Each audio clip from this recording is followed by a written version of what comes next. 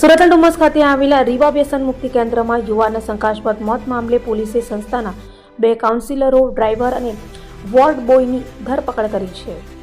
સુરતના ડુમસમાં આવેલા રીવા વ્યસન મુક્તિ કેન્દ્રમાં યુવકના શંકાસ્પદ મોત મામલે ડુમસ પોલીસે સંસ્થાના 2 કાઉન્સિલરો, ડ્રાઈવર અને વોર્ડ બોયની ધરપકડ કરી છે.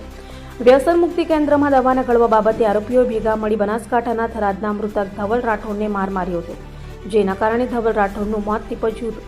પરિવારે ફોરેન્સિક પીએમની માંગ કરતા ફોરેન્સિક પીએમમાં ઈજાના નિશાન સામે આવતા પોલીસે તપાસ હાથ ધરતા આખો મામલો સામે આવ્યો હતો. હાલ તો પોલીસે રીવા વ્યસન મુક્તિ કેન્દ્રના 4 આરોપીઓની ધરપકડ કરી વધુ તપાસ હાથ ધરી છે.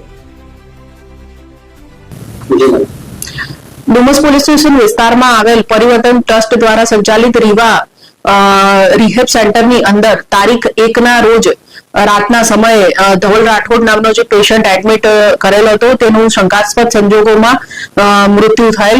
સિવિલ હોસ્પિટલમાં તેને 108 દ્વારા લઈ જવાતા મૃત જાહેર કરેલ હતો.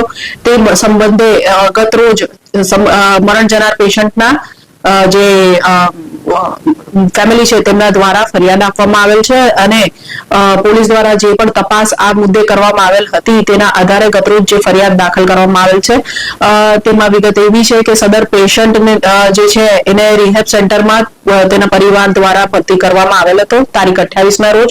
તારીખ 1ના રોજ રાતના લગભગ 9 વાગ્યા પછીના સમયે તેને તકલીફ પડતા એવું જે પ્રાથમિક રિહેબ સેન્ટર દ્વારા તેને 108માં બોલાવીને સિવિલ હોસ્પિટલ ખાતે લઈ જવામાં આવેલ હતો, જ્યાં તેને મૃત જાહેર કરવામાં આવેલ હતો.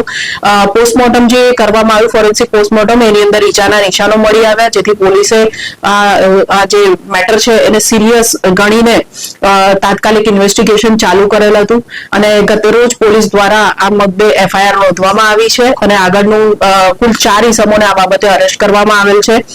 જે પ્રાથમિક તપાસમાં જણાઈ આવ્યું કે આ જે ઇસમ છે જે ચલવે છે આ રિહેબ સેન્ટરની અંદર કામ કરતા 2 કાઉન્સિલરો, વોર્ડ બોય તથા ડ્રાઈવર દ્વારા દવા નહીં લેવાના મુદ્દે આ સદર પેશન્ટ ધવલભાઈ રાઠોડને મારવામાં આવેલ હતો, જેના કારણે સદર પેશન્ટનું મૃત્યુ નિપજેલ છે.